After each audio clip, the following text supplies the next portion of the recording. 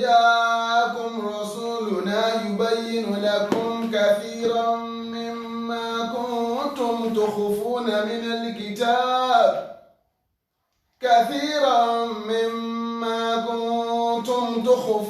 من الكتاب ويعفو عن كثير قد جاءكم من الله نور وكتاب مبين يهدي به الله من اتبع رضوانه سبل السلام ويخرجهم من الظلمات إلى النور بإذنه ويهديهم إلى صراط مستقيم. رمضان هل هلاله فاستبشروا بطلوعه وبصومه وصلاته وبذكره وخشوعه فاضت علينا رحمة بالخير من ينبوعه قد عاد يشرب بالهدى يا مرحبا بطلوعه فيه المساجد عميرا فيه العبادة أسرا أكرم به لما أتى لشفى القلوب الحائرة طوبى لمن قد صمه وأزال عنه رحمه والذكر صار كلامه والاتقاء كان ختامه. أعوذ بالله من الشيطان الرجيم. بسم الله الرحمن الرحيم.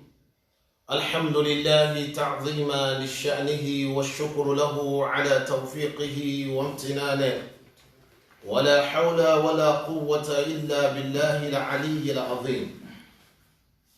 adúpẹ́ lọ́dọ̀ Allah alhamdulillah ọba èyí tí ó tún mú ẹ̀mí ẹnìkọ̀ọ̀kan wa rí oṣù alápọ̀nlé, oṣù àlùbáríkà, oṣù ìbùkún, èyí tí Ọlọ́run ṣe ìkẹ́ àṣepé fún àlùmọ́ Ànábì wa Muhammad sallallahu alaihi wasallam látara sísọ ọ̀gá oore èyí tí àwa àlùmọ́ yìí àtọmọnìyàn tí ń lo ìgbà nínú ìgbà aṣíwájú ẹ̀dá Ànábì wa Muhammad sallallahu alaihi wasallam torí ìgbà Ànábì ni gbogbo ayé ń lò báyìí. Béèyàn bá wá wúwo ẹ̀gọ̀ sí rẹ̀ títún ń bójú wo ẹ̀yìn láti pé ìgbẹ́ ni tí ìgbẹ́ ti lọ, òun lòun fẹ́ máa lò, òun lòun fẹ́ máa bá ṣe, a jẹ́ pé ó ń bá ẹni tígbà ti lu ìgbẹ́ òun ní bá lògbà yẹn. Oríire lẹ́mi àtẹ̀yìn ṣe wípé ẹni tó nígbà, Ànábì tó ní zamani tá wà yìí, òun lọ́lọ́run ní kálùkù wa ká tẹ̀lé, òjíṣẹ́ alápọ̀nlé, ẹni tá a sọ Al-Qur'anu kalẹ̀ fún nínú oṣù alápọ̀nlé tá a wà ń bẹ̀ yìí. Ìkẹ́ Ọlọ́run Ọlọ́run kọba aṣíwájú ẹ̀dá Ànábì wa Muhammad sallallahu alaihi wasallam, gbogbo àwọn onímímọ̀ eléyìí tí wọ́n gba ìmọ̀ ẹ̀sìn yìí látọ̀dọ̀ aṣíwájú ẹ̀dá látorí àwọn sàhábà ridwanullahi ta'ala alayhim, ó fi dọ́dọ̀ àwọn tabi'un wa atba'u tabi'in, ó wá dọ́dọ̀ gbogbo àwọn àlùfáà wa gbogbo tọ́lọ́run ní káwà jèrè dáadáa lára wọn. Àbí Ọlọ́run ìkẹ́ rẹ̀ àtàánú rẹ̀ tí máa ń ṣe fún gbogbo ẹni tí Ọlọ́run bá ní kó ríṣẹ́ ẹ̀sìn ṣe, mọ́sálá ìbáni ṣe fún ẹnì kọ̀ọ̀kan wa. àmín. Akíkálùkù wa káàbọ̀ lórí agbọ́nrin ètò tí a ti fẹ́ máa yẹ ọ̀rọ̀ Ọlọ́run wò ní ẹgbẹ́ ibi tí ó jẹ mọ́ ìdájọ́ ọ̀rọ̀ ẹ̀sìn wa. A lè sọ fún àpé gbogbo ohun tí ń bẹnu Al-Qur'anu náà ní ìdájọ́ ẹ̀sìn, gbogbo ohun tí ń bẹ̀rẹ̀ ní ìdájọ́ ẹ̀sìn, ṣùgbọ́n àwọn àlùfáà ẹ̀sìn ń jẹ́ ó yé wa pé àwọn àyà kan ń bẹ tí wọ́n hàn nídájọ́ ẹ̀sìn ju àwọn míì lọ. Kò fẹ́ sí àyà kan tí ń bẹnu Al-Qur'anu téèyàn ò lè rí ìdájọ́ ẹ̀sìn nínú rẹ̀. kódà ká lọ nú tàwọn ànábì Ọlọ́run tí wọ́n ti kọjá a máa rí ìdájọ́ ẹ̀sìn wa nínú ẹ̀. Kódà ká gbọ́ nú ọ̀rọ̀ àdúà, àwọn ayé àdúà ìdájọ́ ẹ̀sìn bẹ́nu rẹ̀. Àwọn tọ́lọ́run ní kí wọ́n máa àwọn fún ètò yìí kẹ́ni kọ̀ọ̀kan wa wọlé káàbọ̀ sínú oṣù alápọ̀nlé. A tún fi ń kí Ramadan náà káàbọ̀ níbẹ̀rẹ̀. Ramadan halla hilaluhu. Akílẹ̀ oṣù alápọ̀nlé èyí tọ́lọ́run ní kí lílé rẹ̀ kọ́bẹ̀rẹ̀ kọ̀ọ̀kan wa láyé. Ọlọ́run a dúpẹ́ fún ọ. Fastabshiru bitulu'ihi. Ìbùkún ní fẹ́mi àtẹ̀yìn ayọ̀ ní fún wa ká máa yọ̀. Bá àti ẹ̀rí tá a ṣe nínú ẹ̀sìn lọ́dún yìí bá a ṣe máa ṣe tẹ́lẹ̀ ṣùgbọ́n pọ́tì ẹ̀ bá wa láyé ebi ọ̀bá wọn kan. Allah. Tó jẹ́ pé ìta wà nínú èyí náà ló kó wọn lọ nínú kádàrá. Ká máa dunnú ká máa yọ̀ látara pọ́lọ́run ní lílé oṣù náà ọbẹ̀ nìkọ̀ọ̀kan wà láyé. Wa bisawmihi wa salatihi. Ọlọ́run súnmọ́ èmi àtẹ̀yìn mọ́ ẹni tí ó ra àwẹ̀ rẹ̀ gbà lọ́dún yìí. Wa salatihi. Àwọn kan tẹ̀sí lójópin fún wọn tí wọ́n àrí tọdún nígbà. Ọlọ́run a dúpẹ́ fún ọ. Wa bisawmihi wa salatihi. Àwẹ̀ inú ẹ̀ ọláwẹ̀ ìrun inú ẹ̀ ó ní ìrun tó yàtọ̀. Ẹni pé wọ́n pè ìrun kan mọ́ Rọ̀mọ̀dánù la kìyàmù Rọ̀mọ̀dánù. Allah. Ó ní ìrun tiẹ̀ tó yàtọ̀ bá àti ẹ̀ lè rí kí bá a ṣe máa kí lọ́lọ́pọ̀ èrò ní jàmá wọ́n ní kálùkù wọ́n máa kínú ilé rẹ̀ asáti ẹ̀ kí Ọlọ́run ní kíkí rẹ̀ ọba wa láyé. Ọlọ́run a dúpẹ́ fún ọ. Wa bidhikrihi wa khushu'ihi. Ìrántí Ọlọ́run tí ń bẹ nínú ẹ̀ ó ní ìrántí Ọlọ́run. Bidhikrihi. Àwẹ̀ gangan fún rẹ̀ ìrántí Ọlọ́run ní torí yọ́ pààyàn lẹ́nu mọ́ kójákójá. Béèyàn bá fẹ́ káwẹ̀ wọ́n já tí sì ń fi bí panu yóò máa sọ tí ó máa wí lẹ́nu. Wa bidhikrihi wa khushu'ihi. Ìbáyọ̀ Ọlọ́run tí ń bẹ nínú àwẹ̀ ìbẹ̀rù Ọlọ́run lèèyàn fi gbà á nítorí pé wà àtọ́lọ́run lẹ́jọ́ máa ríra yín pé ẹ̀ ń gbàwẹ̀ ó yàtọ̀ fúnrun ó lè kí tẹ̀sùbá àkọrùn kí wọ́n pé bó lọ ọ̀pọ̀ lọ́kìrùn gbogbo ayé lórí lóòótọ́ pọ̀ lọ́kìrùn ṣùgbọ́n èèyàn ń gbàwẹ̀ Ọlọ́run ló lè jẹ́rìí ẹ̀. Ọlọ́run nìkan ló lè jẹ́rìí ẹ̀. Èèyàn ò lè jẹ́rìí àwẹ̀ rẹ tọ́lẹ́ lómi lè fọwọ́ ranú kọ́dẹ́ gbogbo ẹnu kẹ́nu rẹ̀ ọ máa jọta láwẹ̀ kó sì ti parí gbogbo oúnjẹ nulẹ̀ tẹ́nìkan ò ní mà. Adúpẹ́ fọ́lọ́run látara Rọ̀mọ̀dánù yìí tọ́lọ́ ní kọ́ba wà láyé. Faqati alayna rahmatun. Oṣù àlùbáríkà ni ọwọ́ àdá ìkẹ́bò wá dàrú ìkẹ́ tí ń bẹ nínú ẹ̀ Ọlọ́run masala ìjọ tó sẹ́nì kan. Bil khayri min yanbu'ihi. Owó orele oore tí ń jáde ọ̀hún tún kọ̀líkọ̀lí bí ìgbà tó mi ń tú jáde nínú ilẹ̀ olórí Rọ̀mọ̀dánù tú jáde. Qad ada yushraku bil huda.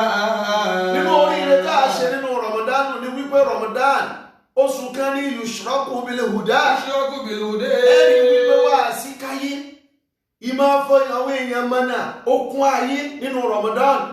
Ẹni tí ó tẹ́gbà wá sí ilẹ̀ gba Rọ̀mọ̀dánù òde onáàdóní wá sí. Rọ̀mọ̀dánù ní máa tan ìmọ́lẹ̀ ọ̀nà àmà fún gbogbo èèyàn. Oṣù àlùbáríkà ní àkíkàbọ̀. Ya marhaban bitulu'ihi. Àti Rọ̀mọ̀dánù ní máa wọlé máa rọra látara wíwọlé wá bá wa. Fihil masajidu amiran. Gbogbo masáàsì ló kún kẹ́kẹ́ nínú Rọ̀mọ̀dánù. Bí ètò tí ẹ̀ bá wa kọjú ó kún lérò ibi tẹ́ kún tẹ́lẹ̀. Ṣùgbọ́n ìṣesí Rọ̀mọ̀dánù ni wípé èrò máa ń kún bẹ̀ gbogbo wa láàdolù páyọ̀ Ọlọ́run láàdolù ṣe lọ́wọ́ ọba. Ẹni tí ò dárun wò tó ti gbáwọ́ pamọ́ látẹ̀sìn yóò tún nà. Masáàsì kún kẹ́kẹ́ fáwọn tí wọ́n ń jọ́sìn fọlọ́. Fihil ibadatu asira. Gbogbo àwọn èèyàn òun náà ni wọ́n sọra wọn ní ìgbèkùn ẹ̀sìn. Wọ́n jẹ́ sí ó mú wọn nígbèkùn láti máa jọ́sìn fọ́lọ́wọ́ ọba nínú oṣù alápọ̀nlé yìí. Akirim bihi lamma ata li shifal qulubil hayra. Kò fẹ́ẹ̀ sí tá a lè pó tóbi ní ohun tó yẹ kí a mọ̀ títóbi rẹ̀ fún dídíẹ̀ tó Rọ̀mọ̀dánù yìí. Nítorí pé kí ni Rọ̀mọ̀dánù wá ọwọ́ wá ń so ògùn fún gbogbo ọkàn tí ń parí dàrídà tí ọmọ ibi tó wọ́n yà sí só wọn ó ṣètò ọlọ́run ní àbó wọn ò ní ṣètò ọlọ́run tó bá di Ramadan gbogbo wọn ni wọ́n máa ń sin lọ. Túbà liman qad samahu.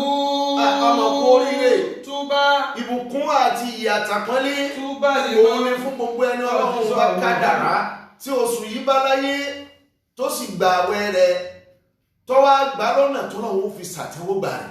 wa azala anhu ghamahu. gbogbo ohun tí yóò bá àwẹ̀ jẹ́ pátá àwọn ìfẹnukọ farakọ fẹsẹ̀kọ fọkànkọ gbogbo àwọn ìwà rúnrún inú ẹ̀ pátá ọjàrà rẹ̀ kú omi ẹ̀. ìbùkún ní fàyẹn bá gbàgbọ́ àwẹ̀ bẹ́ẹ̀ tọ́ka rẹ̀ gba àwẹ̀ kára rẹ̀ ó tó máa gbà àwẹ̀. wọ́n ti kí ọ̀sọ́ ọ̀rọ̀ kẹlà mú wọlé tí kò ká náà kẹta mú. gbogbo ọ̀rọ̀ tí èèyàn máa sọ nínú oṣù yìí ìrántí ọlọ́run ni ẹni ọlọ́run bá ní ó lè wá ríwọ́ àwẹ̀ bẹ́ẹ̀ gbà. Al-itqu kana khitamu.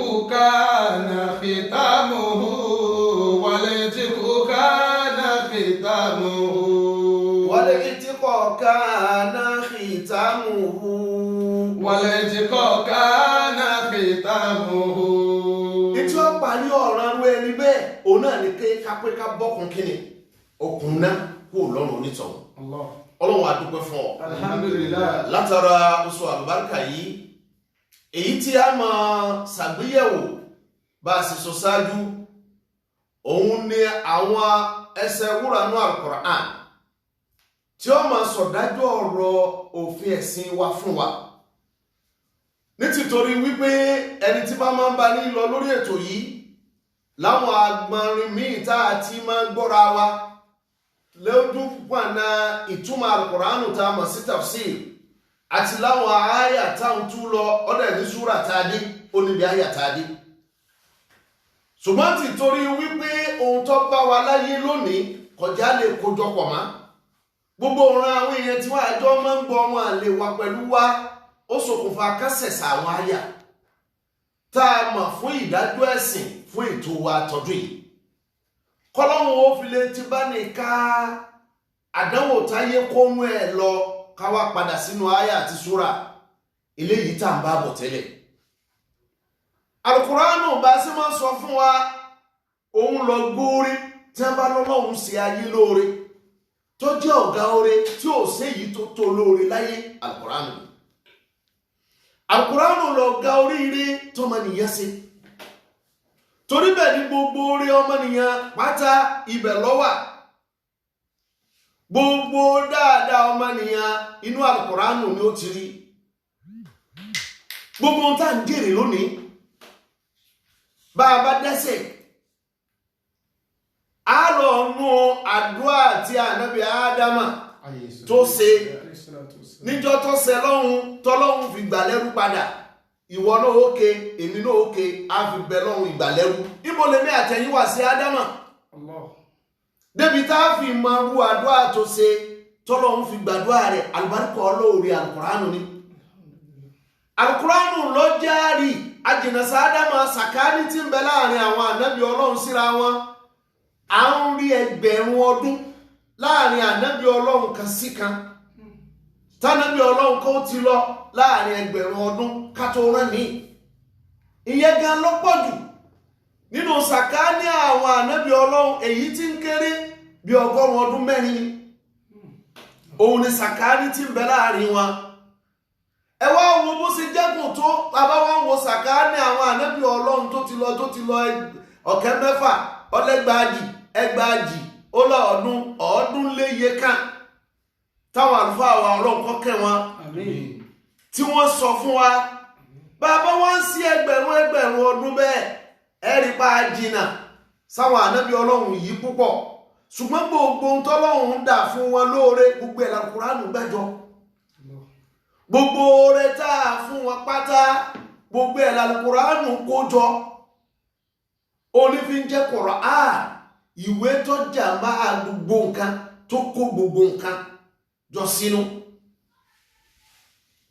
gbogbo orin ní bẹ́ẹ̀ olọmọnìyàn a lè rọ́lá wa àfi kárí wípé Al-Qur'anu yìí dáadáa ní kíkà lágbọ́yé.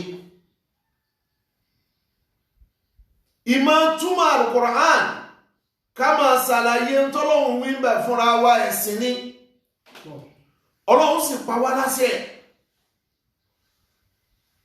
nítorí wípé Al-Qur'anu tọ́lọ́hun sọ̀kalẹ̀ fánàbí torí kó lè ṣàlàyé ni nítorí òun ni olùlọ́gá mufasiri gbogbo ẹni tí ó tọ́ Al-Qur'anu ànábì lọ bá wọn òun lọ kọ́kọ́ tú Al-Qur'anu fáyé kẹ́nìkan tó mọ̀ tá Al-Qur'anu jẹ́ gbogbo ọ̀nà táyé gbà tú ìrànkan la fẹ́ gbà tú yìí tafsiru ayatul ahkam ọ̀nà kan nínú ọ̀nà táwọn èèyàn gbà túmọ̀ Al-Qur'an ìyẹn lójú pọ̀nà àti gbé Al-Qur'anu nítumọ̀ lọ sí àwọn àbúwábù fiqhiyya àwọn ìlànà tí wọ́n fi lélẹ̀ lójú ọ̀nà àgbọ́yẹ̀sìn òun ni wọ́n pè ní ayatul ahkam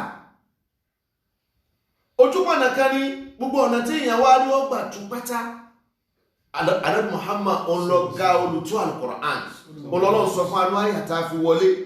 A'udhu billahi minash shaitanir rajim.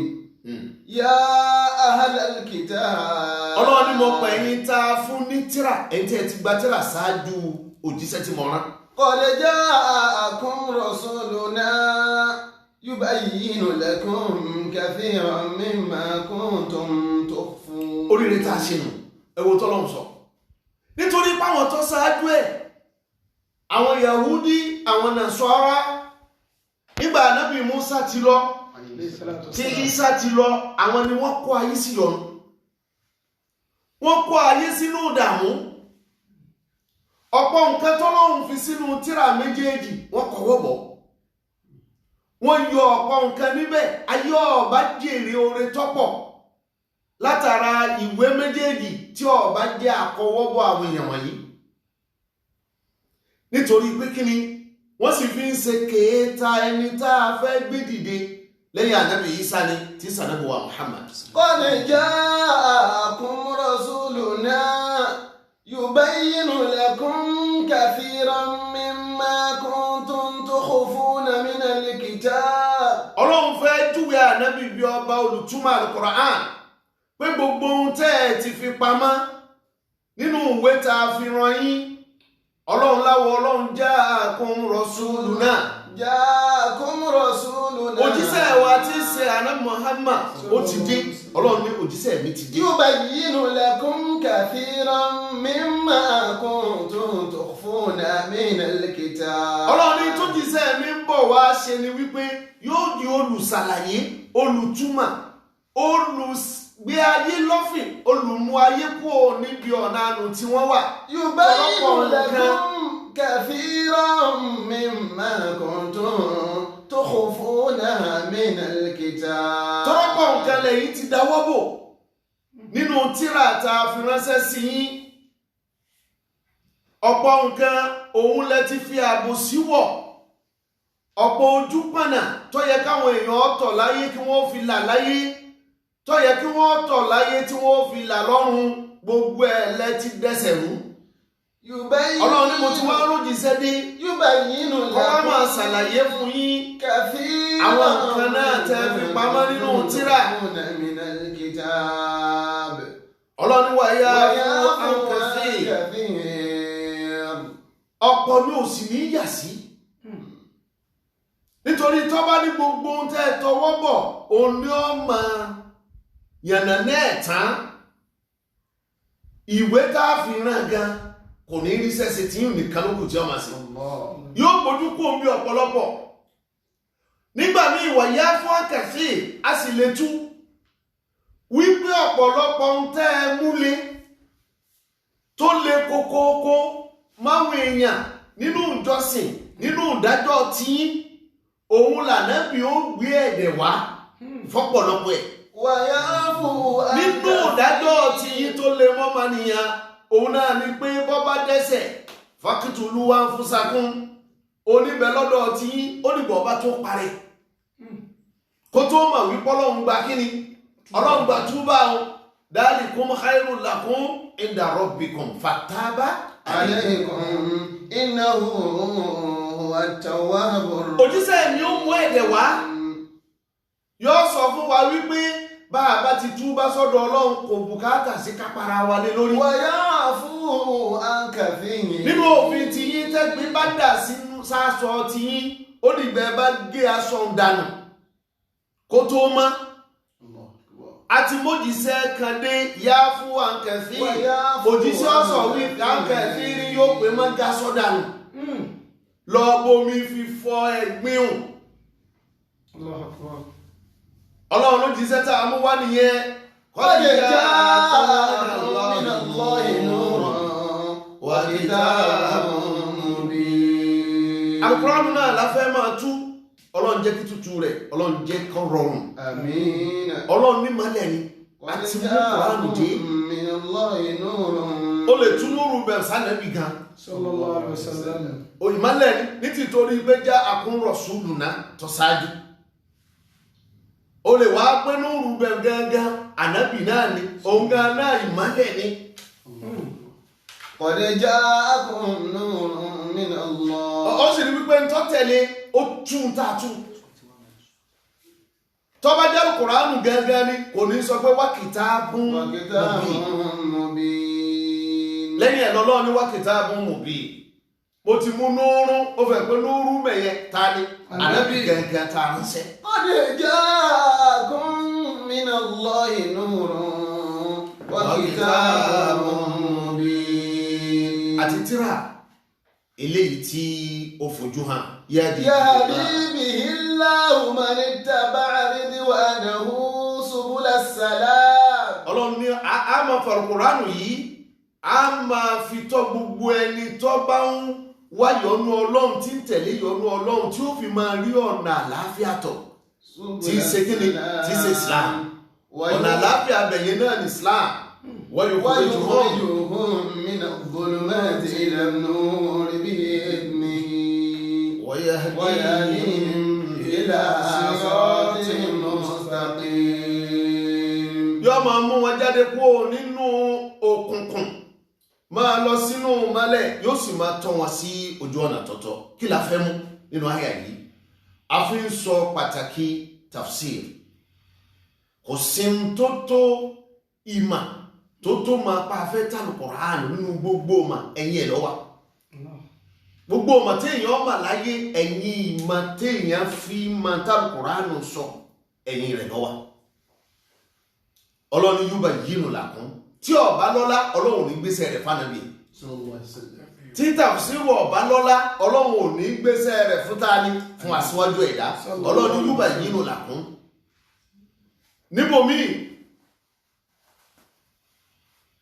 Ọlọ́run tún jẹ́ kó yé wa Ọlọ́run ní mo ti mú dé wá báyìí burhanu min rabbikum. ya ayyuhan nasu qad ja'akum burhanun min rabbikum.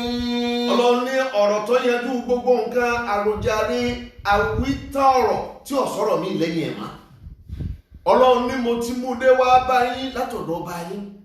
wa anzalna ilaykum nuran mubina. mo ti sọ ìmọ́lẹ̀ tó fojú hàn mo ti sọ kalẹ̀ fún yín. anzalna ilaykum ìmọ́lẹ̀ ti bẹ̀rù Al-Qur'anu. ó fẹ́ pé Qur'anu lè jẹ́ núrù ànábì náà jẹ́ oúnjẹ núrù. Ọlọ́run ni mo ti sọ ìmọ́lẹ̀ tó fojú hàn mo ti sọ kalẹ̀ fún yín. Ọlọ́run láwọn tí wọ́n bá wá gbà wọ Ọlọ́run gbọ́.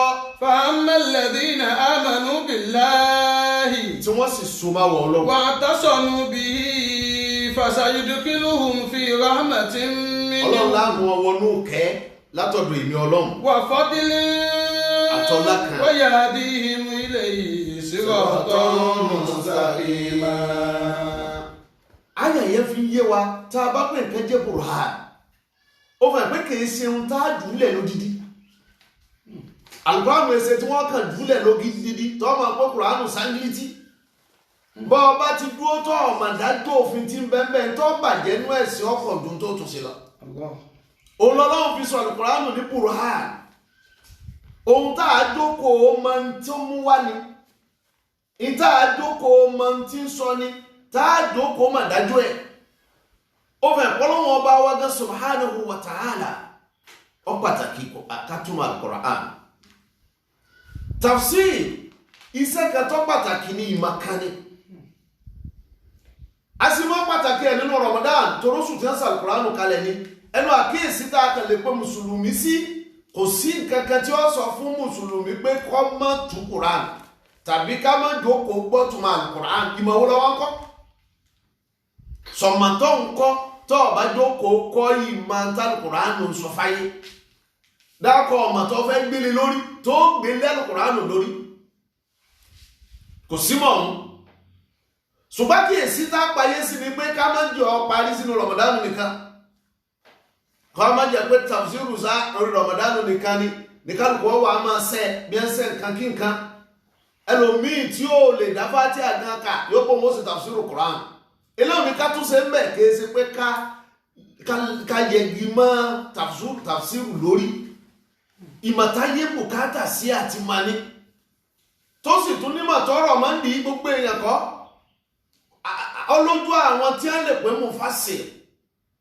kìí sọ̀rọ̀ akakinikan ẹnikan awásọ òun sọ nǹkan òun kó fi jẹ́ mufassir ìjẹ́ mufassir rí ó débi pé ìwọ̀gán ó lè máa sọ nǹkan tọ́lọ́hun fúnra rẹ̀ ó sì pa yá ìmẹ́ fún ọ láti mọ tálù Kùránù wí gbà látò lè máa pè ọ ní mufassir kìí ṣe tí a kàn jáwé ẹ̀ léèyàn lórí tọ́ ma pẹran fún ládùúgbò orin kankan o kí ń jẹ́ olùkọ́ èèyàn jẹ́ mufassir lé lórí lábá fún ọ lórí ẹ̀mọ̀ pé sẹ́ni ẹgbẹ́ fún ọ wọ́n ní ọmọ ìdókòrò mọ́sùnù ọgbẹ́ wọ́n gé ewé mọ́sùn lé ọ lórí ewé mọ́dù ó níbi ìmà olólejù ọlọ́run fún yàn kò sí ókì tí ó lè pé rẹ̀ ṣùgbọ́n ìtọ́lẹ̀ tí ó pé rẹ̀ kó pé rẹ̀ mufassir tọ́rọ̀rọ̀ ọlọ́run fẹ́ so mọ́ yẹn gbogbo nǹkan ni wọ́n wò mọ́lá ni wọ́n wò mẹ́ni tí ó túmọ̀ ọ̀rọ̀ ọlọ́run la tó rọ́rọ̀ ẹni tó tóbi jù ò ní ẹgbẹ́ kọ̀ lórí ọlọ́mọsàlẹ̀ ìsànú wa tafsiru máa ràn èèyàn lọ láti gbọ́rọ̀ ọlọ́run àti láti mọ èròǹgbà ohun tọ́lọ́run subhanahu wa ta'ala ti ń sọ òun lọ̀kan náà àwọn àfáwà Imamu Mujahid nínú ọ̀rọ̀ ẹ̀ ó ní ahabbul khalqi ila Allah tí a bá níta lọ lóhun fẹ́ràn jù nínú gbogbo ẹ̀dẹ́ ẹ̀tọ́ dá ó ní ní a'lamahum bima anzal ẹni ọlọ́run fi mọ̀ tó sọ̀kalẹ̀ mà tó fi mọ̀ Kùránù mà tó máa tàbí Kùránù wí ẹni ọlọ́run fẹ́ràn ẹni tó lọ́run tó fẹ́ràn nìyẹn olóòfúwánú sí sí àwọn tí wọ́n ṣáájú wọ́n máa sáré kí wọ́n mọ̀ Al-Qur'an yẹn kọ́kọ́ máa sáré kí wọ́n mọ̀ tá a bá sì wà ń bàbá wa tàná nígbà kéwé tí ìdọ̀nà tá a gbégbà lónìí àkọ́kọ́ ohun tí wọ́n kọ́kọ́ sáré ẹ̀ òun ni kí wọ́n mọ̀ Al-Qur'an wọ́n jókòó tí wọ́n tú fún wa wọ́n gbà wọ́n mọ̀ túmẹ̀ láti bẹ̀rẹ̀ dópin. Hasan al-Basri nínú àwọn ẹni ṣáájú wa ó ní wallahi ọlọ́lọ́ ni mo fi búra ó ní kò sáyà kan tó sọ̀kalẹ̀ ó ní tí mo máa ń fẹ́ ni pé kí n mọ kí lọ́lọ́run sọ ń bẹ̀ kí ló dé tí ń sọ̀kalẹ̀ níbo ló ti sọ̀kalẹ̀ kí lè ti ń kọ́ wa tafsir nìyẹn ó sọ ní ọ̀rọ̀ ṣáájú bọ́lọ̀mbálẹ̀ ní kéèyàn ọmọ ìmọ̀ tafsir èyí tó lọ́lá jù nínú mà olọ́lọ́ ti ní kọ́mọ̀ yẹn ẹnìkan ò ní wá ìmọ̀ kan tápọ̀ lọ́lá tó mọ̀ àti mọ̀tàlù Kùránù sọ kò sí màkà tó lọ́lá tó ń tó fi mà nínú Al-Kùránù ló ti mọ usulu ìmán torí mo mọ̀ pé bá ọmọ ìyá mi jẹ́ ń gbọ́ mi ẹlòmíì lè máa wò pé ń gbà bá àkídà ńkọ́ sàkídà kan tó fẹ́ lálàáfíà tí ó jẹ́nu Al-Kùránù ló ti mà júwe àkídà tí èmi àtẹ̀yìn gbà pé òun gan ó nípìlẹ̀ bẹ́ẹ̀ ni kò síyàn bẹ́ẹ̀ ṣùgbọ́n kò sákídà tó dá tọ́lọ́wọ́ tẹ́wọ́ gbà tó jẹ́ pé ibi ó ti lọ mú kèsì inú Al-Kùránù inú Al-Kùránù tí èèyàn bá gbọ́ yí ló ti mọ usulul iman wal i'tiqad ìpìlẹ̀ ìgbàgbọ́ àtàdé ọkàn tó dáa Al-Qur'an ni ó kọ́ wa lè tọ́lá láàfíà ni o nǹkan míì káwọn èèyàn míì ládìí ọkàn míì tí ó lálàáfíà bí ìròrí lásán falsafa moro philosophy ṣùgbọ́n èyí tí ó lálàáfíà lọ́dọ̀ Ọlọ́run inú Al-Qur'an ló ti kọ́ bọ́ọ̀ bá wá mọ̀ tún mẹ́mbó ló ti mú bó ló sì fẹ́ rí mú ó mú mú kú mú ìtí tafsiru fi tó bínú fàárí fún nínú àbí márífẹ̀ náà ni iman wal-i'tiqad lẹ́yìn lọ́wọ́ àfikún pé qabla an ta'buduni ìbádàn gbogbo ìbádà tó ṣe láyé kò lè játẹ̀wọ́ gbà àfikọ́ ọlọ́mọ inú Al-Qur'an ibẹ̀ láti rí àkámù fiqhiyya tààpì ní àyátú al-ahkam tí tafsiru fẹ́ kọ́ wa nù gbogbo masáìlú ibadat gbogbo tó dúró mọ́rọ̀ ẹ̀sìn ń bẹ ní Al-Qur'an ó rínú àwọn ànábì Ọlọ́run tó ṣáájú ọba ti kà àwọn tó ti ṣáájú tó jẹ́ masáìlú ibadat bẹ́ẹ̀ ebi nínú ti ànábì Yusufu alayhi salatu wassalam ọ̀pọ̀lọpọ̀ masáìlú tó jẹ mọ́rọ̀ ẹ̀sìn nígbà ń sọ̀tàn Yusuf tánùkò nù Al-Qur'an gbé wá arímúnú rẹ̀ wọ́n rí múnú ẹ̀ tá a bá fẹ́ bọ́ọ̀nù tó jẹ mọ́rọ̀ ọ̀rọ̀ ìjọsìn nínú Suratu Yusuf ìtàrí mẹ́ yọpọ̀ àríwàkálà mẹ́ orídìbábù kan nínú òfíkì wọ́n ni man ja'a bihi ja'alahu himulun ba'id orídìbábù kan nínú òfíkì oríjàálà wà ó tún ní wà annabi za'im wàkálà nù ẹ̀mí ní ẹ̀dáadá ó fẹ́ pé a lè wàkálà èèyàn fún kankan inú ọ̀tọ̀ Yusufu ni ọ́ndà àbúwábù kí ni fiqhiyya mẹ́yìn ọba wá bí ọba wá ọkà máa ké Kùránù ni tó ọba máa tafsir ò ní máa ti ń kọ́ ọkà máa tó wá ní máa ń já bí ìmúnú ń bá yé wà á nábì sadaqallahu al-azim kí láwá kọ́nù rẹ̀ sọ́fọ́ à bàbá ń ké àgbàládà ṣùgbọ́n náà yẹn ní fún wa ká tún mọ kí ni ká mọ̀ dájú ẹ̀ ká mọ̀ òfin ẹ̀ ká mọ̀ ẹ̀kọ́ ẹ̀ ń bọ̀ Ọlọ́run sọ̀rọ̀ ẹ̀ kò pé á ké lásán tó ní afala tatadabbaruna al-Qur'an kí ló ṣe yí tẹ́ ẹ̀gbẹ́ sí yé ṣé ẹ̀ mọ tafsiru ẹ̀ lọ gbé yẹ̀wò ní kẹ́ yí yẹ̀wò kẹ́ ẹ̀ mọ tá al-Qur'an sọ am ala qulubin aqfaluha olóòbù tí ń wíbẹ̀ yẹn ìmọ̀gáni ìmọ̀ tí yàn fi mọ̀ tá al-Qur'an sọ ẹ̀rùpọ̀lọ́ ní àkàfàálù wá àbí kọ́kọ́rọ́ ti wà ní ọkàn yín yẹn ni pé àṣepáyà rẹ̀ fún mọ́ tẹ́ fi mọ̀ tá al-Qur'an ṣe kíni tá al-Qur'an sọ tí wọ́n ti pa nínú tafsir pé èèyàn bá ní kíníkà wá sí lọ fẹ́ gbégbá rẹ̀ ọ̀wà mọ̀ tá al-Qur'an sọ ọ̀sọ̀ ayé nù tafsiru ni ọjọ́ ọmọ tá al-Qur'an sọ lọ́mọ tó pé ayé kú ọmọ tó pa ayé kú ọmọ inú al-Qur'an ni ó fi dórí suluk wal akhlaqiyat gbogbo ìhùwà ìṣesí inú al-Qur'an láti kọ́ àwa lè má tá a bá mọ̀ tafsir rẹ̀ tá a mọ̀ túmẹ̀ à ń gbé bẹ̀rẹ̀ ọ̀rọ̀ sọ pàtàkì tafsir kó tó di pa máa bọ́ sínú ìtumọ̀ àyát al-ahkam tá a fẹ́ máa tún lọ fún wa nínú Ramadan tọdún yìí kọ́lọ́n subhanahu wa ta'ala kó jẹ́ kí ó tún jẹ́ kí ó máa rọ̀ wá lọ́rùn. Àmín. ká máa ṣe àgbéyẹ̀wò Kùránù dáadáa tafsiru lè yẹn lè ní tí ìyẹn bá ń wá tọ̀ sọ́nà ọ̀kanú àwọn ọ̀jọ̀gbọ́n ó ní fatadabbaril Qur'ana in rumtal huda tadabbaril Qur'ana in rumtal huda fal ilmu tatadabburil Qur'ani ó ní fatadabbaril Qur'ana in rumtal huda fal ilmu فالعلم تتدبر القرآن تتدبر القرآن فالعلم تتدبر القرآن أفعل فتدبر القرآن فتدبر القرآن رمت الهدى máa gbé yẹ̀wò tó o bá ń wá ọ̀nà àmà ẹ̀rọ tẹ̀lá tó o bá ń wá bó ṣe ráyè rẹ̀ ṣe tálíkì àmọ́ fi dáa fún un. فالعلم تتدبر القرآن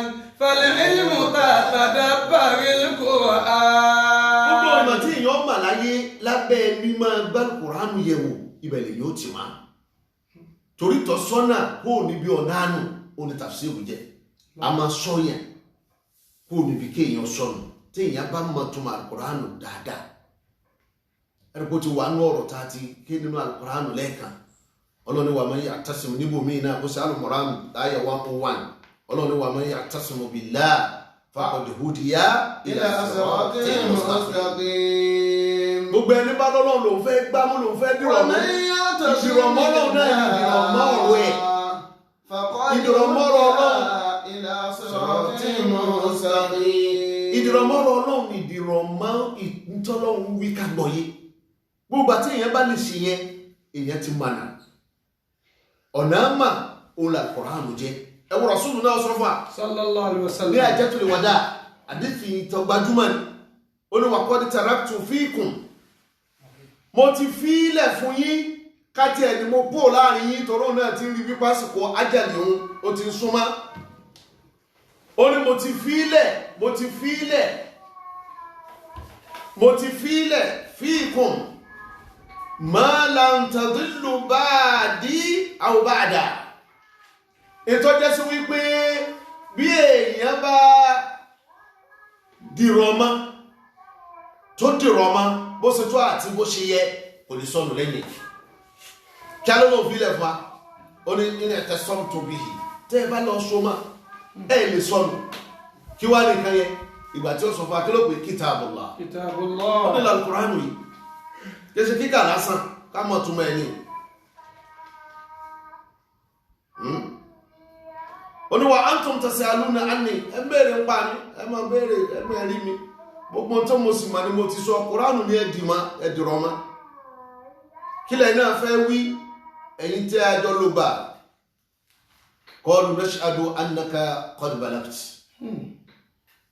kò sí tá a sọ ju wípé sẹ́tọ́lọ́ fi rán ọ̀jẹ̀ pé wà adait àmánà tí a fi rán òmùwá wa nasahta gbogbo òkìlọ̀ táyé tàlíwú máa bùkátà sí òtí kí àlíwú máa ń lọ rẹ̀ anábì náà wà nà kààrẹ̀ báyìí ọwà nà sí wọn ọ̀nà sí sánmà ọ̀nà sáwọn sàábé ọ̀nà Allahumma shahid Allahumma shahid ọlọ́run jẹ́rìí ó jẹ́rìí sẹ́tọ̀ ọ̀rọ̀ mi pé mọ̀ jẹ́ ọlọ́mọsálẹ̀ ìsànú ẹ̀rù kọ̀kan wa àmín tafsiru ìmọ̀ tó tóbi ni ẹni ọlọ́run bá jogún ẹ̀ fún òun lálẹ́ kó jogún ànábì ọlọ́run òdìdá bá ní ànábì ọlọ́run wọn ò fẹ́ kálẹ̀ ìmọ̀dáfílẹ̀ tẹ́ jogún sí gbogbo mọ̀tá àfáà lé yín wá mọ̀ náà ni mọ̀tẹ́ jogún lọ́dọ̀ ànábì àwọn àmọ̀tẹ́lò míì ti fi ń da yé ìmọ̀ tó fi ń ya ọkọ ya ìyàwó sọ́dọ̀ ànábì ló ti jogún èlò ẹ bá bèèrè owó pé Kùránù àlàáfà wá ń lò sáàlù Kùránù ọmọ ẹ̀nà Kùránù tí tó ń ya ọkọ àti ìyàwó kèsè rú màmá yẹn ìmọ̀tẹ́ èèyàn fi gbọ́ tálù Kùránù sọ yé òun lè yẹn jogún lọ́dọ̀ ànábì ọlọ́run tòró ní ẹ̀ sọ Kùránù kalẹ̀ fún ó sì rí pé ó ti sọ bẹ́ẹ̀ fáwọn tí ó jogún ẹ̀ oníbàlíbù ánì ẹ máa gbé ẹgbẹ́ lọ látọ̀dọ̀ mi ẹ jogún ẹ̀ lọ́dọ̀ mi kí á lọ ní wọ́n mú lọ ó ní wọ́n náà àyà ọ̀fẹ́ tó ní ẹjogún láti Kùránù ó ní wọ́n náà àyà kọ̀bá sáyà kan lọ gbọ́ yí wọ́n náà mú lọ lọ máa ṣàlàyé ẹ̀ bó sí gbọ́n lọ máa ṣàlàyé ẹ̀ fáwọn èèyàn ó fẹ́ pàlù Kùránù lè yàn mà tí ó pọ̀ ń dogun nǹkan lọ́dọ̀ ànábì ọlọ́run tafsiru ṣe kan tí èèyàn máa fọwọ́ yẹpẹrẹ mú tàbọ̀wọ́ ẹlẹ́hẹ̀hẹ́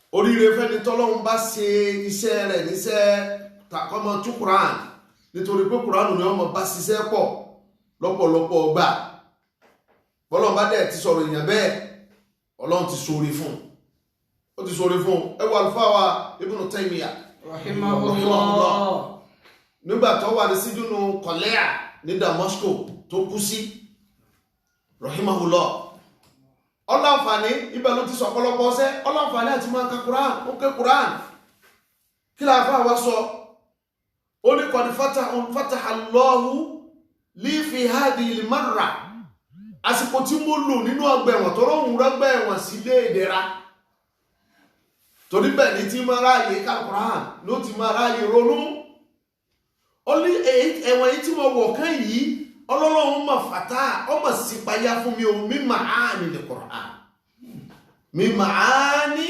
al-Qur'an ìtumọ̀ al-Qur'an pọ̀ tọ́lọ̀ ní kí rí gbọ́yí wa min usulil ilm látara gbígbà al-Qur'an yìí gbogbo ma mọ̀tàrẹ̀ mo rí gbọ́yí mímọ̀ tọ́pọ̀ tó jẹ́ pé kana kathirun minal ulama yatamannawna ọ̀pọ̀lọpọ̀ àwọn onímọ̀ tí wọ́n wà lù tí wọ́n wẹ́ wọ́n tàn máa káwọn onírú mọ́ nínú ẹ̀wọ̀n nítorí pé mo rí Kùránù máa kà tí mo ń ronú nípa ẹ̀ dáadáa mo dùgún mọ̀ tọ́pọ̀ wà nadimtu mo wá kábàámà nadimtu ala tadyi'i akthara awqati wípé àṣẹ ìgboro tí mo wà tí n ti ráàyè máa yà Kùránù wò mo ti fọ̀pọ̀lọpọ̀ àsìkò mi ṣòfò lórí kíni min ghairi ma'ani al-Qur'an min ghairi ma'ani al-Qur'an tí ìmọ̀ ṣiṣẹ́ ó tafsir tí ìmọ̀ ṣiṣẹ́ oníkíni ó ní tafsir àbáwá Ibn Taymiyyah ọlọ́sọ̀ yẹn lọ́nkọ́ bá ní kẹwọn ó fẹ́ pé al-Qur'an ìmọ̀ tún ìkẹni àánú òun náà ni fún ẹni tó lọ subhanahu wa ta'ala tó bá ṣe bẹ́ẹ̀ fún nínú ọ̀rọ̀ tí Abdullah bunu Habib bunu Rabi'a tó gbà wá fún wa ó ní haddathana man kana yakrawna min ashabi nabi àwọn tí wọ́n máa kẹ́kọ̀ọ́ Qur'an nínú àwọn sàábé tí wọ́n máa kọ́ ní Qur'an ó sọ fún wa wípé annahum kanu yaktarubuna min rasulillah pé àwọn máa ń lọ kọ́ àwọn máa ń lọ gba Kùránù lẹ́nu ànábì ashara ayat àyà mẹ́wàá àwọn lọ kọ́ fala yakhudhuna fil ashr al-ukhra mẹ́wàá tó kù tó tún yẹ káwọn gbà àwọn ò ní bọ́ọ̀nù rẹ̀ ata ya'lamu ma fi hadhihi min al-ilm mẹ́wàá àkọ́kọ́ tá àkọ́kọ́ ó dìgbà tá a bá tó mọ gbogbo ọmọ tó dìrọ̀ mọ́ta tafsiru ni ìmọ̀tàmọ̀ sàábí òfin sírí ni mẹ́wàá ẹ̀wà tá àkọ́kọ́ yẹn a ní gba mẹ́wàá tó kù ó dìgbà bá tó mọ tó dìrọ̀ mọ́ mínà ẹ̀ nínú ma wal amal àti ṣe kíni àti lílò fa allamna al-ilma wal amala nǹkan méjìlá kọ́pọ̀ lọ́dọ̀ ànábì akọ́mà àtọkọsẹ́mà Imam Ahmad ọlọ́gba àdíthì yẹn wá fún wa ọlọ́mọsálá ìsànú wa Abdurrahman ibn as-Sulami olóhùn ka al-Qur'an lásìkò Uthman ibn Affan ó ní Hajjaji wá sọ nínú ọ̀rọ̀ rẹ̀ pé Kùránù tó ń ká tó ń jókòó tó sáàmà ó ní wàdálíká àkàádàní fi maq'adi hadha àkàádàní fi maq'adi hadha ipò tó bá mi lónìí àyè tó bá mi kò sí tó gbé mi débẹ̀ bí ó ṣe ìdọ̀rí má Al-Qur'an ló gbé mi débẹ̀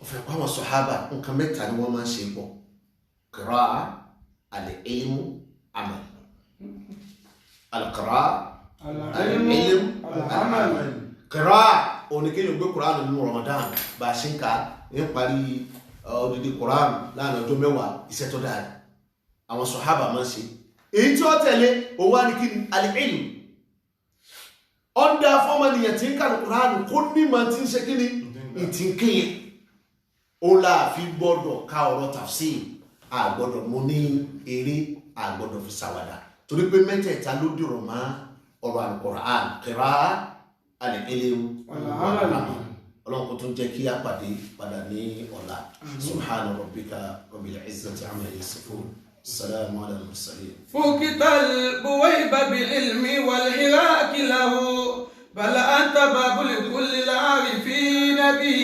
أرشدتنا بمقامات العلوم كذا حقا فأنت رشيد صالح